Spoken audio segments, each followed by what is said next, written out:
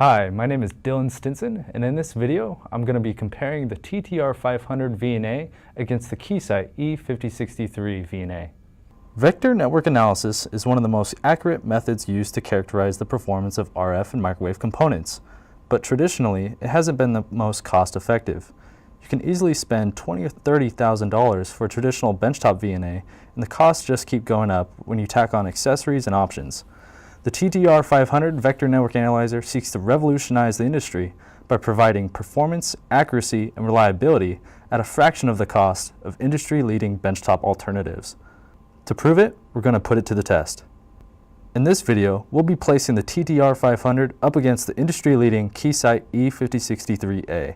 We'll be basing our comparison on a variety of VNA performance parameters, including S-parameter measurement equivalence. This tests the instrument's ability to measure the S parameters of a device and achieve similar results. Dynamic range. This is how deep or how much of a difference in maximum and minimum signal strength the VNA is capable of measuring for a given IF bandwidth and frequency range. Measurement drift. This is how much the measurement changes over time due to changes in the test system caused by heat, vibration, or instabilities. This is also a figure of merit for how well the instrument maintains its user calibration over time. And lastly, form factor, such as size, weight, and power. For this first test, we're going to be measuring a simple bandpass filter using the exact same test setup and two-port SOLT calibration procedure on both instruments. We'll make the necessary connections, adjust the settings on each instrument, calibrate, and take two separate measurements. We'll then save and export the results for comparison.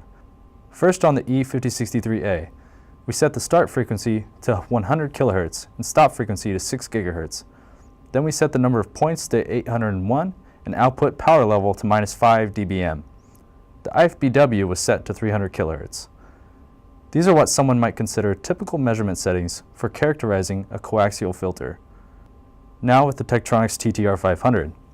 Similar to before, we set the start frequency to 100 kHz, stop frequency to 6 GHz, number of points to 801, and the power level to -5 dBm. The IFBW was also set to 300 kHz. After applying the settings, to ensure consistency, the exact same full two-port SOLT calibration and port extension was performed on each instrument. To see how this was done, check out our two videos on calibrating the VNA and applying port extensions. Now that we've calibrated, we can take the measurement. Notice any similarities between interfaces? How about any differences? With its industry standard naming conventions and simplified navigation, the TTR500 is designed to be recognizable by both experienced and novice VNA users. You can also see that much of the E5063A's display is taken up by control knobs and buttons, whereas the TTR500 has no display or knobs. Everything is controlled by the user's PC and can be displayed on any compatible monitor chosen by the user. Optimized for touch and mouse control, and when paired with a touch-sensitive monitor, the TTR500 allows operators and technicians to make setting adjustments by the simple touch of a finger or mouse click, all from the comfort of their PC. And similar to the E5063A, the TTR500 has LabVIEW driver support and is Skippy code compatible, allowing you to migrate existing test code. In terms of performance, we do have to give the Keysight instrument the edge when it comes to measurement speed. The E5063A is a faster instrument, but for many applications, including filter tuning, the TTR500 is more than fast enough. With the USB design of the TTR500, the data can be exported directly onto your PC, streamlining post-processing and analysis. In comparison, the Keysight instrument will typically require the use of a removable flash drive. Sometimes measurements take multiple attempts and iterations. The time spent retrieving a flash drive is precious time that could be better spent analyzing the result and getting on with your work.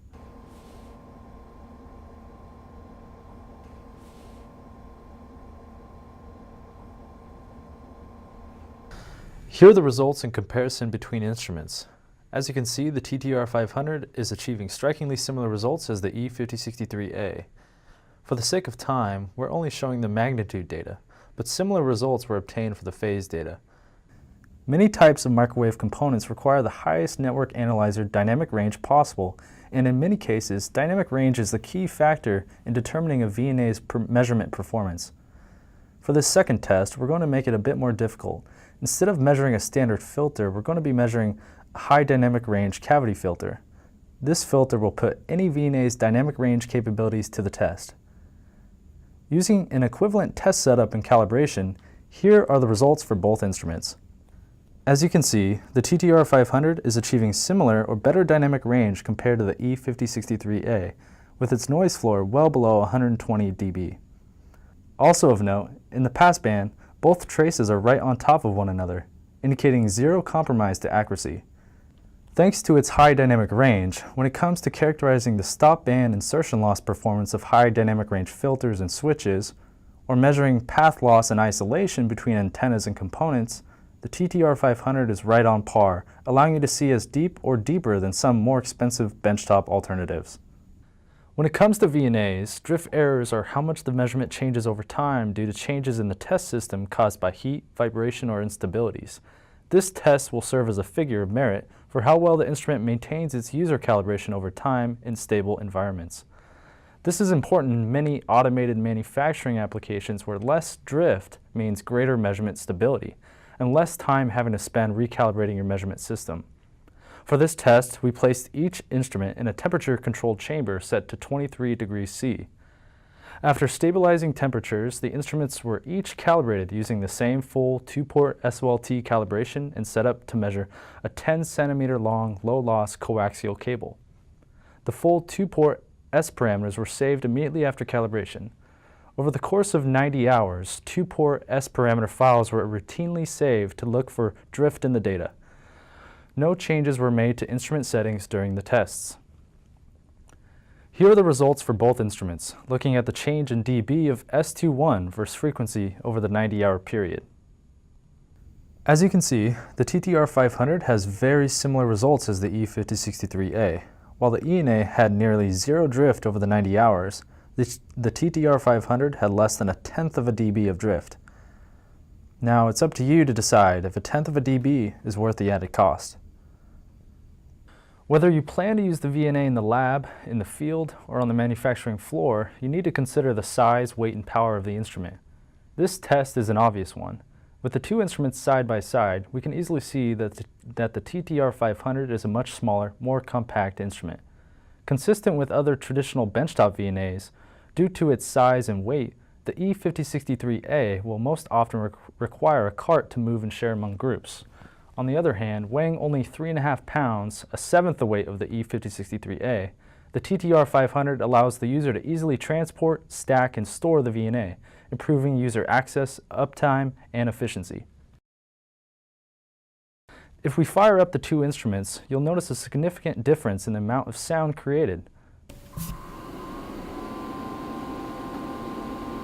Most of this is because the E5063A features a powerful and loud fan designed to help reduce the heat produced internally.